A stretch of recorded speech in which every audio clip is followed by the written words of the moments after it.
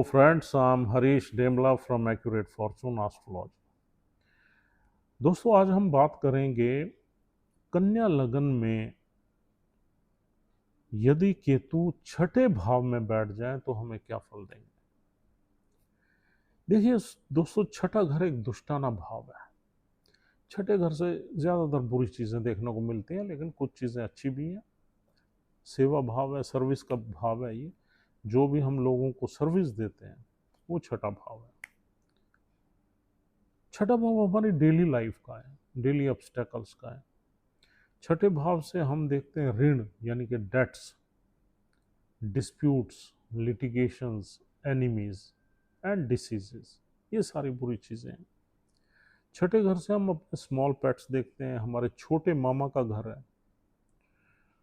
और छठा घर कंपटीशन का भी है, यानी कि अगर आप किसी कंपटीशन को क्लियर करना चाहते हैं तो छठे घर पे नज़र मारना बहुत ज़रूरी है। करेज का भाव है। और छठा घर तीसरे से चौथा है। तीसरे घर का पराक्रम जो है उसका सुख है छठा भाव, तो ऑस्पिशियस हो गया। जो भी आप मेहनत कर रहे हो उसके जो उसका सुख है, जो उसके बेनिफिट्स हैं, वो छठा भाव ही है, क्योंकि भावात भावम थ्योरी में तीसरे से चौथा है। तो यहाँ छठे घर में 11 नंबर साइन है, यानी कि जो राशि पड़ी हुई है शनिदेव की मूल त्रिकोण राशि। बहुत ऑस्पिशियस राशि है। 11 नंबर हमारी इनकम की है, आय की है, हमारी इच्छाओं की है, मटेरियलिस्टिक डिज़ायर्स की है, सेवा की है और ग्रुप एक्टिविटीज़ की है। और कोई लड़ाई झगड़े की राशि नहीं है ये, बहुत ही मैच्योर साइन है ये। और काम करने का साइन है, मेहनत का साइन है, अपनी इच्छाओं को पूरा करने का साइन है, नेटवर्क सर्कल का साइन है। यानी कि आपके जो नेटवर्क सर्कल होगा वो 11वां भाव, वो 11 नंबर साइन बताता है या 11वां भाव बताता है। और बड़े सिबलिंग्स भी हम 11 नंबर साइन से देखते हैं या 11वें भाव से देखते हैं। अब देखिए दोस्तों, यहाँ पर केतु, अब केतु क्या है, एक सेपरेटिव एनर्जी है, जैसे हमने आपको बोला है। अब केतु यहाँ पर कुछ चीज़ों से आपको डिटैच करेगा, वो आपके लिए अच्छा हो जाएगा। यानी कि you will not take care, you will not take interest in your enemies. आप कहोगे ठीक है यार, जो करते हैं करने दो, you least bother about your enemies. आपको कोई बीमारी छोटी मोटी लग रही है, लगने दो, आपको डिटैच करेगा उस फीलिंग से। चलती रहेगी चलती रहेगी, डिटैच करेगा, लेकिन चलते चलते सीरियस भी हो जाती है कभी कभी। ये तब होती है जब छठे घर का स्वामी ही कहीं खराब बैठा हो। जैसे सपोज एग्जाम्पल के तौर पे शनिदेव अष्टम में ही आ जाए, 1 नंबर राशि में, तो आप लापरवाह हो जाओगे, केतु आपको बीमारी की केयर नहीं करने देगा और लेटर स्टेज पे वो सीरियस हो जाएगी। या जिस नक्षत्र में केतु बैठा हुआ उस नक्षत्र का लॉर्ड ही बीमारी के घर से कनेक्ट कर जाए, 8वें से, छठे से, 12वें से, कहीं से भी, या नीच का बैठ जाए, तो भी यही कंडीशन रहेगी। अब आपके डेट्स जो होंगे उसमें भी आप ज्यादा इंटरेस्ट नहीं लोगे। डेट्स आप लोगे तो आपको चिंता लग जाएगी, यार ये वापस रिपे करना है। You will feel a lot of anxiety, क्योंकि केतु आपको मना करेगा, भैया डेट नहीं लेना। हाँ, राहु, अगर शनि देव राहु के किसी कंट्रोल में आ गए और राहु आपके 12वें घर में बैठा, वो डेट दिलवा देगा। अगर उस हाउस का ही लॉर्ड किसी राहु के नक्षत्र में बैठ गया या आपके सेकंड हाउस में बैठ गया उच्च का होके, तो डेट्स वो दिलवा देगा। या चौथे में बैठ गया, प्रॉपर्टी से रिलेटेड, मकान बनने से रिलेटेड डेट दिलवा देगा। अब उस केतु का कोई रोल नहीं है, उसमें दूसरे प्लैनेट्स भी तो हैं, उस हाउस का लॉर्ड भी तो है, नक्षत्र का लॉर्ड भी तो हो सकता है जो आपको डेट्स लेने पे मजबूर कर दे। राहु भी हो सकता है। राहु भी हो सकता है। अब क्या है कि अगर राहु का इन्फ्लुएंस किसी भी तरीके से इस हाउस के लॉर्ड पे आ गया तो आप डेट्स ले सकते हो। अगर शनि अष्टम भाव में बैठ गया तो डेट्स रिपेमेंट में बड़ी प्रॉब्लम आ जाएगी, झंझट में आप पड़ जाओगे, उलझ जाएंगे डेट्स। वहां आपको केतु परेशान करना शुरू कर देगा।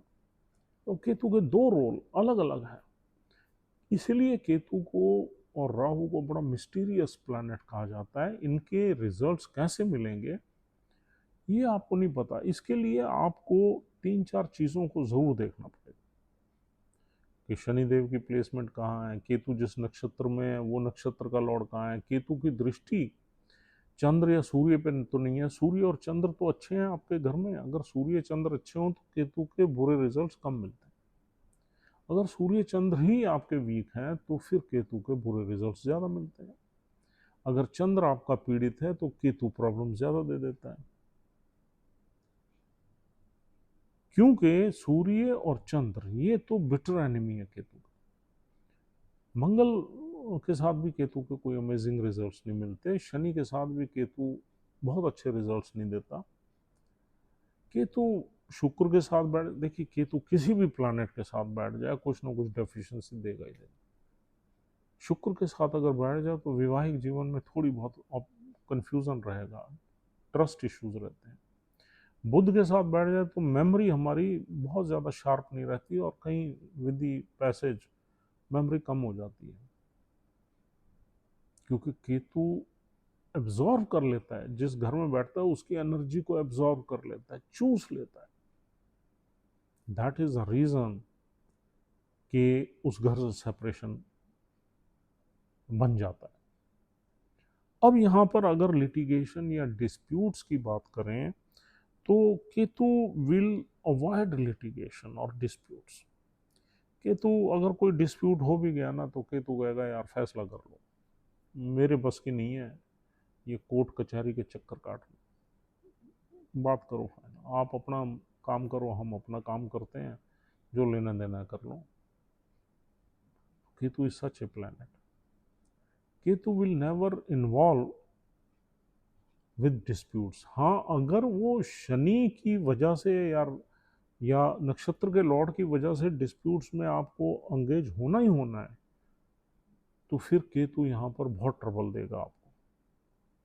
आपको पता ही नहीं लगेगा कि यार लड़ना कैसे है केस, कंफ्यूजन रहेगा, ये कहूँ वो कहूँ, जजमेंट में क्या कहूँ, क्या फैक्ट्स दूँ, ये झूठ बोलूँ या सच बोलूँ, कुछ पता नहीं लगेगा। केतु आपको मिसलीड कर देगा। और डिस्प्यूट्स कौन करवाएगा? राहु मंगल। राहु मंगल साथ बैठे हुए हैं, राहु की मंगल पे दृष्टि है, मंगल की राहु पे है, या राहु चंद्र, ये डिस्प्यूट्स कर सकते हैं।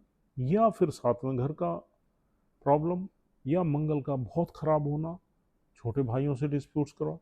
दूसरे प्लैनेट्स कैन क्रिएट डिस्प्यूट्स। अगर डिस्प्यूट्स में आप फंस जाते हो तो केतु फिर यहाँ पर आपको कंफ्यूज ही कर देगा।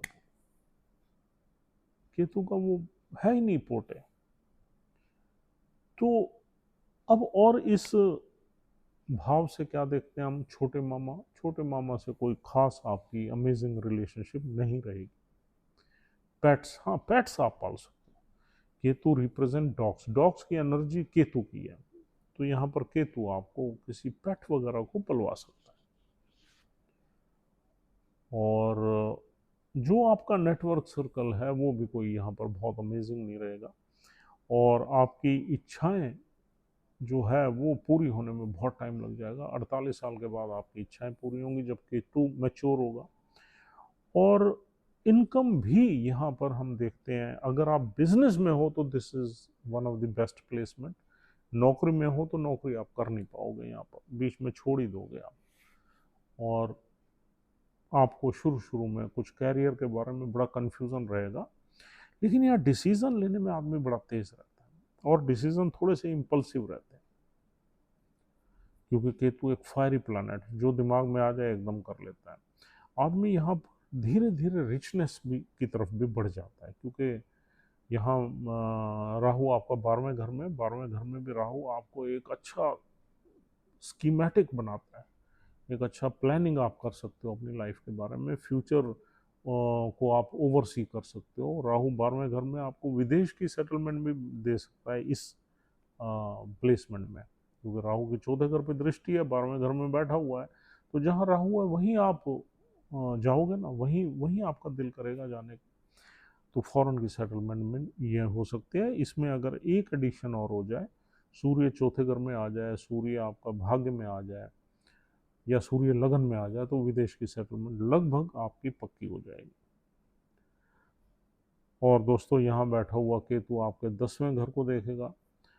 10वें घर में भी केतु आपको कुछ ना कुछ अपनी प्रोफेशनल लाइफ में कंफ्यूजन देगा, शुरू में सेटल नहीं होने देगा, स्ट्रगल देगा, और सोशल स्टेटस कोई आपका बहुत अमेजिंग नहीं होगा, लोगों को पता ही नहीं होगा आप करते क्या हो, व्हाट इज़ योर प्रोफेशन। कोई अगर पता है तो किस तरीके से करते हो यार, ये तो बहुत मुश्किल है। हमारी समझ में नहीं आ रहा ये आदमी, इसकी सोशल स्टैंडिंग क्या है, पैसे इसके पास कितनी है, इसके जो है प्रोफेशन क्या है, कैरियर क्या है। और केतु की जब दृष्टि आपकी 9वीं दृष्टि रहेगी सेकंड हाउस पे, तो आपके थोड़े पैसे इकट्ठे होंगे, 2 4 5 10 लाख इकट्ठे होंगे, तो वो आपके निकल जाएंगे, कहीं ना कहीं खर्चा कर दोगे उनका। पैसे की सेविंग्स में भी दिक्कत रहती है, स्ट्रगल रहता है। ऐसा नहीं है आप सेविंग नहीं कर सकते भाई, अगर शुक्र की पोजीशन ठीक है तो सेविंग करोगे, लेकिन केतु अपनी तरफ से यही कोशिश करेगा कि आपके थोड़े पैसे इकट्ठे हों और उनका खर्चा करवा दो। अगर शुक्र बहुत अच्छा है तो शुक्र संभालेगा। तो एक प्लैनेट की प्लेसमेंट से तो सारी लाइफ नहीं चलती, दूसरे प्लैनेट्स को भी देखना बहुत ज़रूरी है। परिवार से भी अलग करेगा, परिवार में मिसअंडरस्टैंडिंग्स क्रिएट करेगा। फूड हैबिट्स में भी केतु कोई खास अमेजिंग रिजल्ट्स नहीं देगा, आप कुछ भी खा लोगे। फूड के मामले में आप लापरवाह रहोगे, कभी आप कुछ खा लोगे, कभी कभी आप प्लान करोगे खाने की, कभी चूज़ करोगे, कभी नहीं करोगे, ये सारा कुछ चलता रहेगा। क्योंकि केतु एक ऐसा प्लानट है, ब्रेन से आदमी ज़्यादा नहीं, दिल से चलता है। अगर उसका दिल है कुछ खाने का, खा लेगा, फिर वो केयर नहीं करेगा उसमें जो हमारा क्या प्रोटीन है, क्या उसमें फैट्स हैं, क्या कुछ है, एनालाइज नहीं करेगा, खा लेगा। और अगर दिल नहीं है तो नहीं खाएगा। तो यहाँ पर इस तरीके से लाइफ चलेगी। और केतु की अगर ये प्लेसमेंट देखें तो ये बिजनेस में आपको सक्सेस की तरफ ले जा सकती है। तो अगर केतु आपके 6th हाउस में है तो आपको जॉब की जगह बिजनेस के ऑप्शंस देखने चाहिए।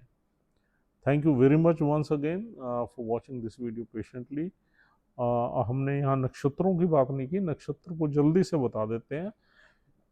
यहाँ 3 नक्षत्र हैं, पहला धनिष्ठा है, और दूसरा नक्षत्र धनिष्ठा के बाद राहु का शतभिषा, और तीसरा पूर्व भाद्र। धनिष्ठा नक्षत्र मंगल का है। अगर धनिष्ठा में केतु बैठा हुआ है तो मंगल की प्लेसमेंट जरूर चेक करें, साथ में शनि की भी करनी है।